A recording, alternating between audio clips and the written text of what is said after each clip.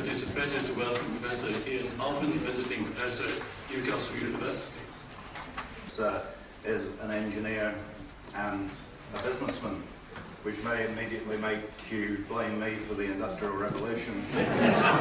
Businessman, which may immediately make you blame me for the Industrial Revolution. But let me assure you that the Industrial Revolution was caused by people like you. We merely showed you how to do it incredibly and efficiently and to make maximum benefit for ourselves. So that's the approach I'm taking in this on unsustainable energy. And where I want to go with this is talk to you about something called we've developed called the energy hierarchy, then talk about energy, not electricity, then our EU energy commitments, and then talk about electricity, heat and transport, and then resource efficiency, and in the unlikely event that I have time, I'll go through some frequently asked questions, because I've been put on a very tight timescale for this. Right, first of all, the energy hierarchy. It's a novel way of looking at energy. And it starts with energy conservation. And somebody has already said that the very best kilowatt of energy is the one you don't use. And that has to be where we start. We move from that to energy efficiency, to renewable, sustainable energy supplies, and to other low-carbon energy supplies, and to conventional energy supplies. So you can see, instead of starting with the supply side, as everybody seems to want to do, different, better ways in which we can supply energy, we start with the demand side, which I suggest to you is the only way we can possibly win this battle. So, energy conservation. Do not use as much energy. Just don't. Don't go there. Literally. Energy efficiency. That means to find more efficient ways of both supplying and using energy. This is a two-part issue. It's very important we understand the difference between these, because insofar as there is any government energy policy, I'm not quite sure what Paul would have found to talk about if he'd been here, because I haven't discovered one yet. But you have to. They talk about energy efficiency, but you must split that into not using energy, this conservation principle, and then using it better. They are not the same thing, and we must get that clearly established in our minds. Thirdly, renewable, sustainable energy supplies, those energy supplies with the least environmental impact. I'm very fortunate in that I've spent 35 years actually delivering sustainable energy solutions long before we knew that that's what they were called. I thought I was building a biomass CHP plant, but then we didn't know it was called that in those days either. Fourthly, we look at other low-carbon energy supplies. That's other greenhouse-reducing supply sources. And you might look there, for instance, at nuclear. You might look there at coal-fired CHP plants with carbon capture and storage. But they're below, in the hierarchy, they're below what you would ideally want to do, but you have to do them for pragmatic reasons. Finally, conventional energy supplies, the way we currently do it, that I have to tell you is a no-hoper. And the fact that, I don't know if you saw this, the Daily Telegraph on Monday this week had an editorial which basically said, go back to greed, go back to profligacy, let's do it the way the CGB did it in the 1960s, that's the way of the future, which I find staggering in what I had hitherto thought was a fairly serious newspaper. How about this? Many people, and this has been referred to already, many people are pinning their hopes on new technologies. But while the search for these is gathering momentum, whether it be carbon capture and storage, third-generation biofuels, or hydrogen systems, so is global warming. And these technologies, however quickly they can be developed, are unlikely to make a significant contribution in time. And I think if you take anything that's even more depressing than everything else I'll say to you this afternoon. It is this, that we are running out of time so fast. And time is a very, very significant issue. And in this presentation, I really want to talk about the period between now and 2020. We have certain milestones that we have to hit by 2020, which I'll come to in just a minute. And that is only 12 and a half years away. And we really don't know yet. We do not have a strategy, never mind a policy, of how we're going to get there. So the time is very important. That, incidentally, was by Prince Charles in an article he wrote in the Telegraph just a couple of weeks ago. Secondly, energy, not electricity. You look through the 2003 Energy Review, you look through the 2007 Energy Review, it will be all about electricity, not about energy. Because there are so many people, including engineers, I have to say, to my shame, seem to confuse the term energy with the generation of electricity. They are not the same thing. And if you take nothing away from this afternoon but this, please take this away. Energy does not equal electricity. In fact, the use of energy for heating buildings and as vehicle transport fuels is far more significant than electricity. And sadly, government does not seem to have grasped this rather fundamental fact. You look at this diagram which came from the British Nuclear Group, it's hardly something that's come from the renewables camp. You see that this very, very interesting graph of the UK's energy requirements, demand, split into transportation, domestic, in heat, power and light, industry and service, again in heat, power and light, power being used in this sense to mean electricity, electrical power. And you see in electricity, which is the mauve-coloured block on the graph, is a very small section of the overall energy demand. Gas in the built environment is far and away the biggest, because in this country, and I'm talking predominantly about the UK here, in this country we use gas for space heating. That is our normal way of doing that. But then you look at the transport section over on the left, and you see that is very predominantly oil.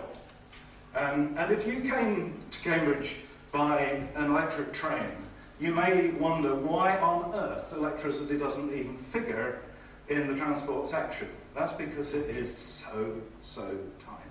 It is very, very small. It doesn't even make it onto the screen. But we'll come back to that. If you look at then a different way of expressing this, these are the different splits of energy types in the UK. Transport shown in green, heat in orange, and electricity, again, that violet sort of colour. You can see that electricity is a little over a quarter of our energy demand.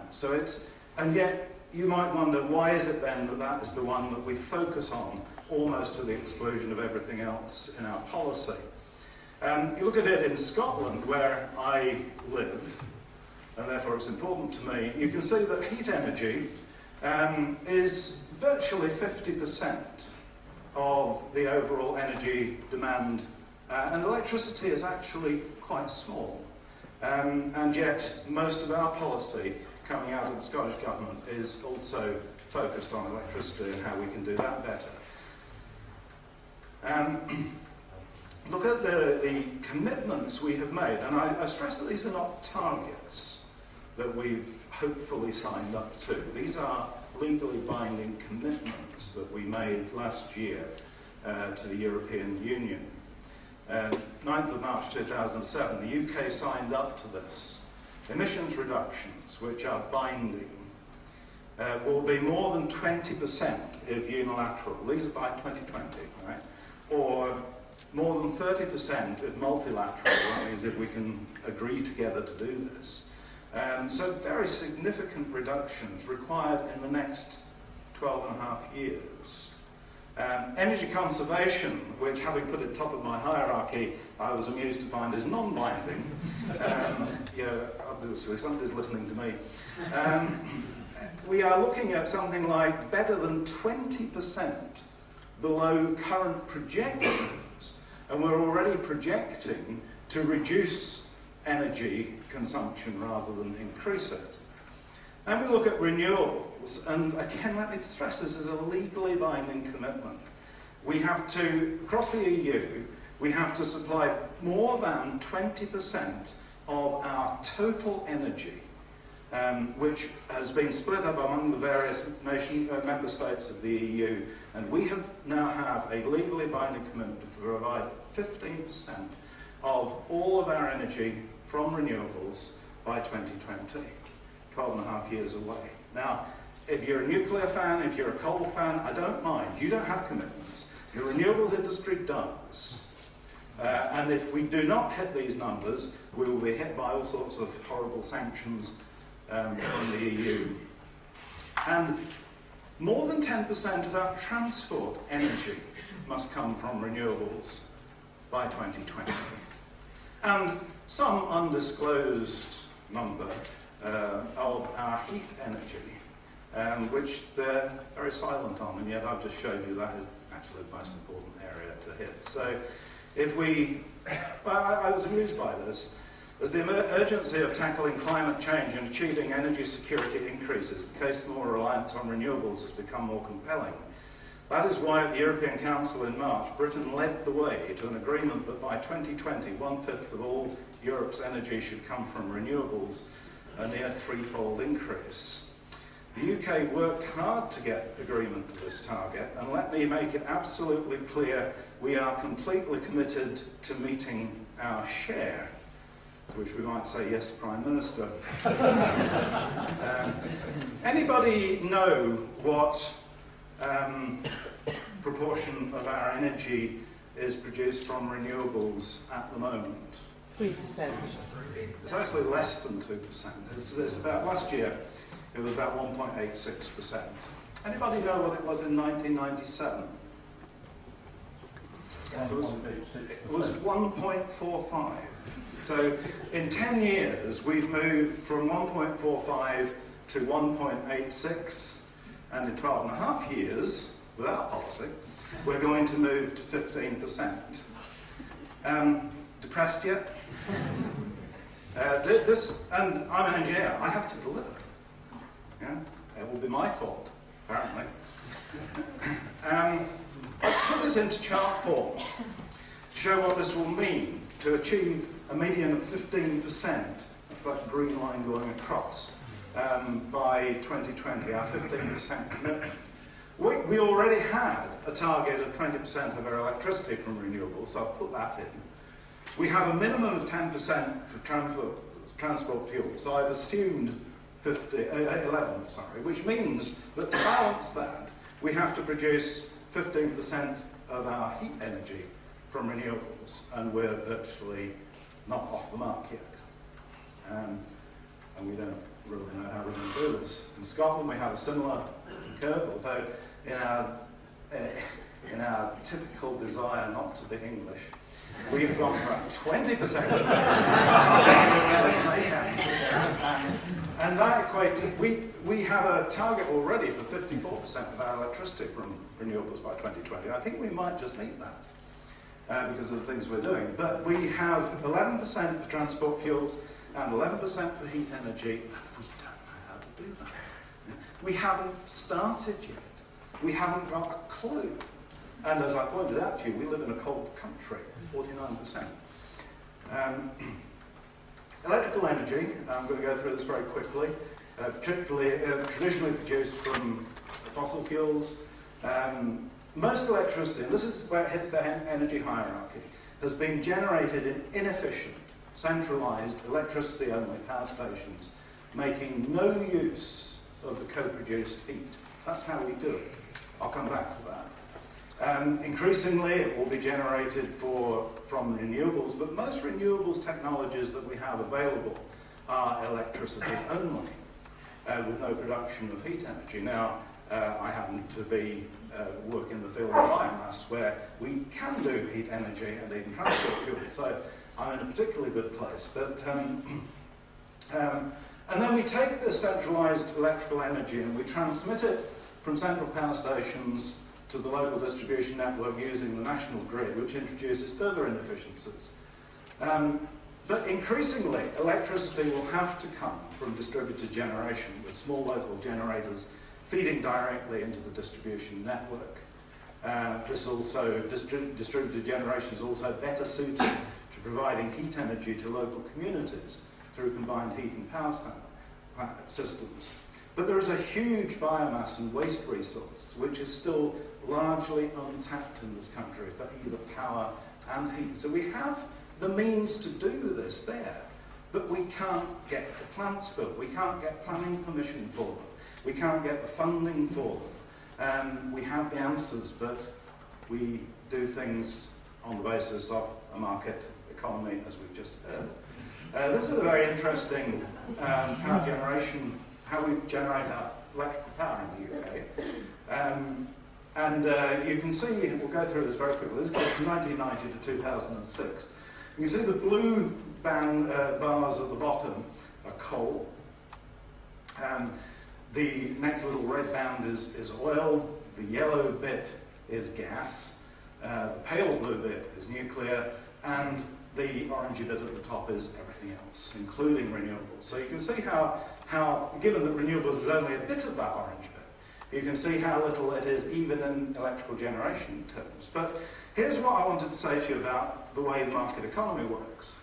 If you look back to 1997, when the present government came into office, you can see that we had something going on at the time called the Dash for Gas, which increased, the amount of power generation increased from gas increased, but it started to shrink, and it's still shrinking. The reason for that is that gas is expensive. Never mind that a combined cycle gas turbine power station is very much more efficient. The gas is more expensive. Nuclear is in decline because we're closing down the old AGR and Magnox and now the AGR stations. We have none in build, and so that number will decline to almost nothing by the early 2020s. The winner in all of this has been coal. And if you look at the graph, you'll see that in 2006, we used more coal to produce our electric power than we did at any point since 1996. In 1996, we were pretty much on target to meet our Kyoto commitments. Now we're not. The carbon intensity of our electricity production in this country is worse than it was in 1996. I bet you never interpreted the government statistics that way before, because I hardly know anybody who does. We've moved backwards in this country in electrical power, the area we have focused most upon to do something about. What that meant is, as you can see, coal's far and away the winner, and all the rest are big players really in terms of the annual increase. Heat energy supply is the Cinderella of the UK energy industry, but the one we rely on most. A third of all the UK's carbon dioxide emissions come from heat. Half of all the primary energy in the UK is used to produce heat. Typically, 2/3 of the energy consumed in large electricity plants is lost as waste heat. It's traditionally supplied from unsustainable fossil fuels. Fortunately, electricity is now little used for heating. There are reasons for that. Just to go quickly through the way we use heat in the UK, this is in the domestic sector.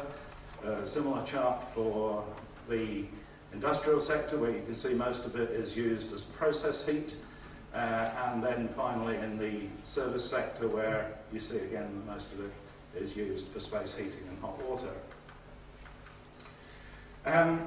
The UK government still has no policy for heat energy. We've asked for one. We want a renewable heat obligation to match the renewable obligation for electricity. That's been turned down. There are renewable resources which can provide heat. Solar thermal, ground, air and water source heat plants. CHP can be supplied from biomass and waste. But in the short to medium term, we're going to have to use waste heat from the thermal power stations, whatever the fuel, and use it in district heating and other CHP schemes. That has all sorts of consequences. This is what the man said: meeting our target will also require greater use of renewables to heat our homes and buildings. So we will introduce new measures to bring forward renewable heat with a call for evidence in January prior to a full consultation. We're waiting. And as we expand renewable heat, we will need to ensure that wherever feasible and economic, we generate electricity and heat together. So instead of all our energy being generated remotely, more can be supplied locally, making more efficient use of our energy resources.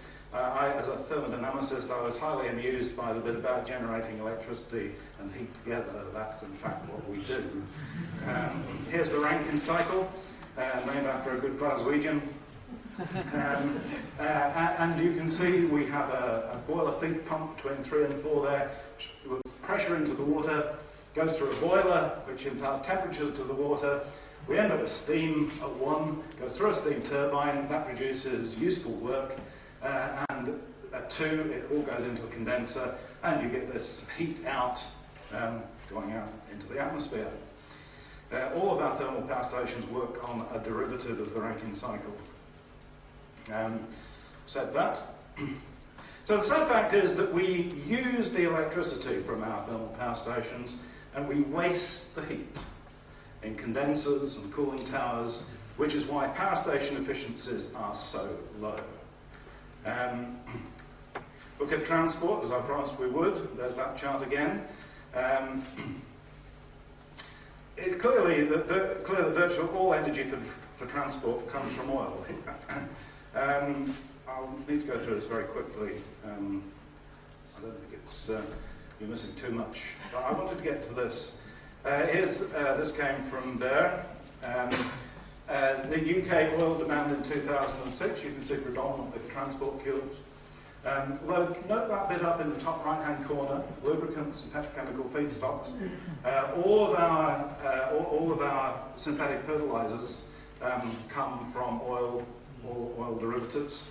I agree very much with what Cal said earlier, but there is one problem with organic farming, is that you won't get as high a yield per acre as you do from synthetic fertilizers, and that is a real problem for the future of the food industry, which we will need to address.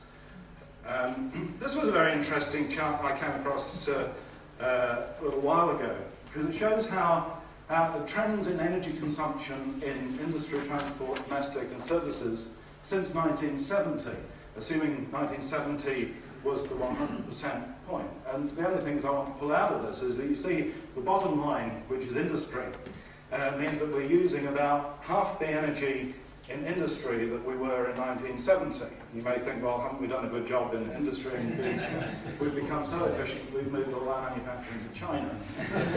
That's what explains that. But look at the scary one, is transport. So we are using twice as much energy in the transport sector as we were in 1970. You look at the emissions chart which goes with it and you see very similar effect going on there. Somebody said that we haven't had anything about peak oil, so let me tell you, you want to have something about peak oil. Throughout this brief history of the oil era that we heard about earlier, we have had supply rising to meet demand. And people in the Energy Institute, the former Institute of Fuel, fellow, have decided it's next year, probably, when supply and demand start to diverge. And there is no feasible way in which we can close that gap unless we reduce demand. And with India and China coming on stream, there's no way that's going to happen.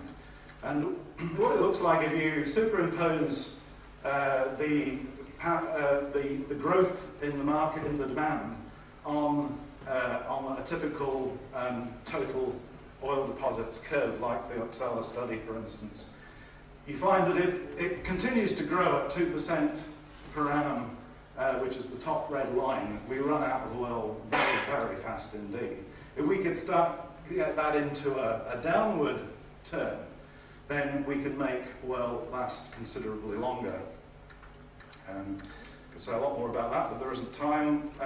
You'll notice that this also came from there, end of last year, and they're just forecasting that transport oil demand is going to go up and up and up. And mind you, they were assuming $68 a barrel through to 2012.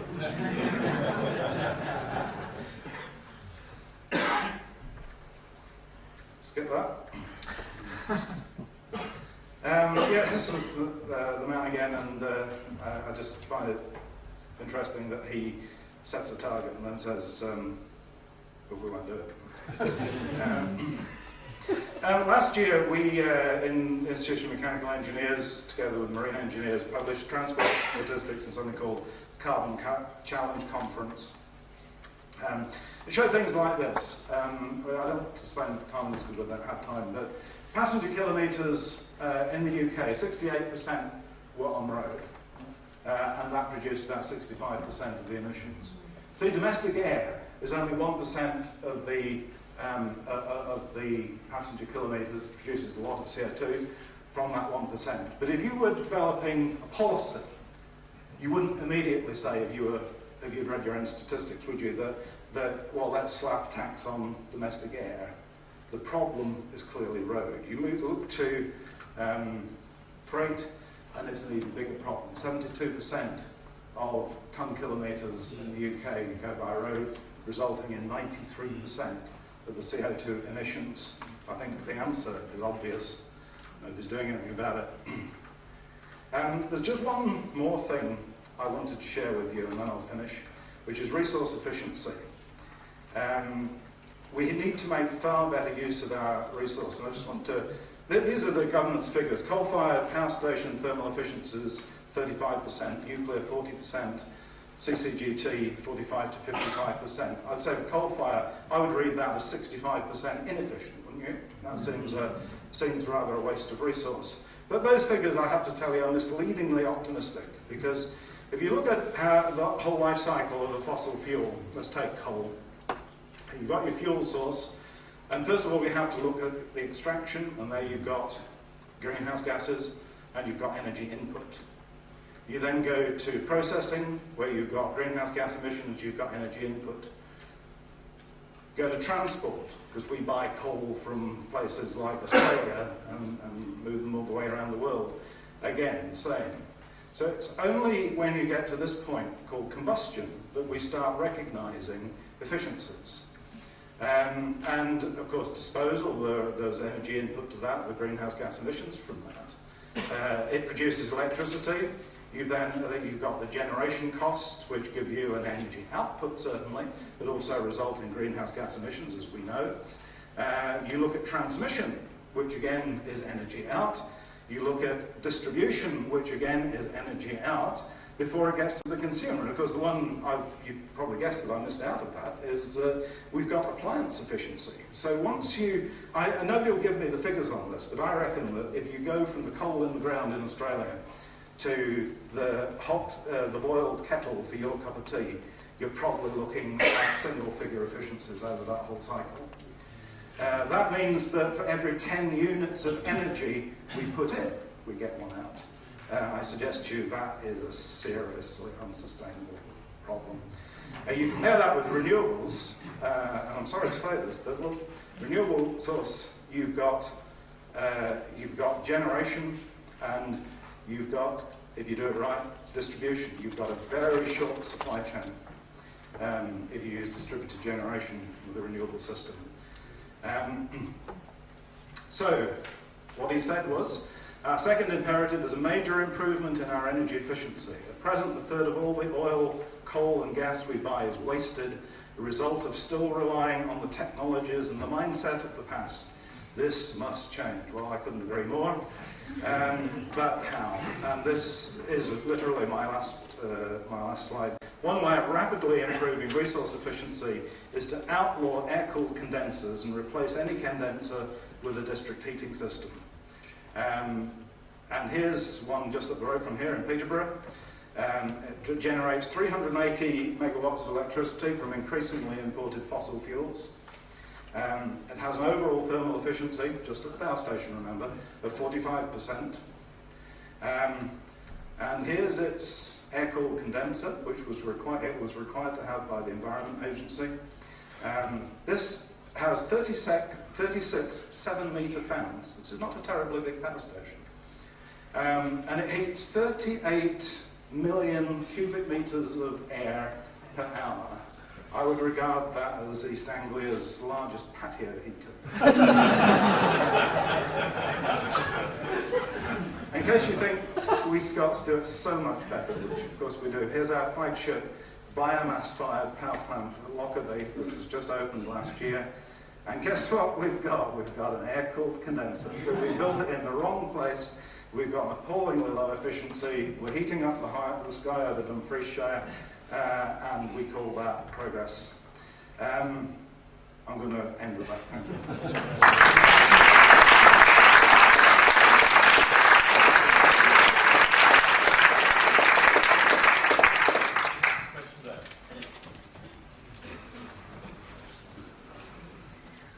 You said that the commitments that the UK has made to reduce all those things by 2020 is legally binding. Yeah. And I just wondered if you could explain some of what the consequences are likely to be if we should fail to keep those commitments. I'll be facile and say it really depends if the French meet their commitments. Because if they do, the sanctions will be particularly nasty. So we can pray that they don't. We don't know, because in all European sanctions, they don't tell you what they are until they're about to apply them. You know, it's just we have to hit these numbers, otherwise we are in deep trouble. Just a question about, or just to fit out a bit more on electricity. Mm-hmm. I mean, you're right to say if you look at existing buildings, electricity is not such a big percentage as heat or water. Yeah. But if we look at the new developments, where they're looking for the term zero carbon, trying to generate the electricity in a zero carbon manner is quite a challenge. Now, do you have any comments about the different priorities between the existing stock and the new stock? Well, yeah, I have personal interest in this very area. I'm converting my hill farm in southwest Scotland into a sustainable energy demonstration centre, and it's a 150-year-old solid stone-built farmhouse. So this is not easy, but I'm finding ways of doing that. And it's essential that we do, as John Holton said in his lecture earlier, we have to find ways of halving the energy consumption that we have in the built environment certainly by 2030, but before that if we can. But a lot of the problem, you see, is that the government comes up with something called zero carbon. Now, I'm an engineer. Zero has a very specific value. You can't have nearly zero, or almost zero. It's zero, and that's impossible. You cannot achieve zero carbon. And so we need to get some realistic targets in place. And wouldn't halving energy by 2030 be a good one? That's smart, it's measurable, it's realistic. So that's what I think we need to do. At the moment, we've just got words. We're not going to achieve it by words. John Gilbert here. I'm a medical doctor, but an amateur in this area, quite a keen amateur in this area. And I'm glad you mentioned AEROE, whatever you call it, energy, output for energy obtained, and you haven't even put in the energy to build your buildings. There's a huge energy content in every building. And when you talk about the nuclear power industry, the decommissioning costs are so enormous, and the building in the first place, that you probably aren't getting any net gain at all from nuclear power, I'm being told. But anyway, what I was really going to get onto was to press us all a bit more still. You haven't even touched on the problems of most renewables, which are intermittency. The sun just doesn't shine when we're wanting to use it most, or the wind doesn't blow. The lack of energy density, because after all, fossil fuels are really dense energy because they got the sun's energy over thousands of years, whereas we now have to get it in real time, on a daily basis. And thirdly, you've got the problem of distribution and no batteries. We haven't got really effective batteries, have we? I would have come to that if I'd got to the frequently asked questions, but ran out of time. But you're absolutely right. The intermittency one, I'd have to say, is hugely overplayed.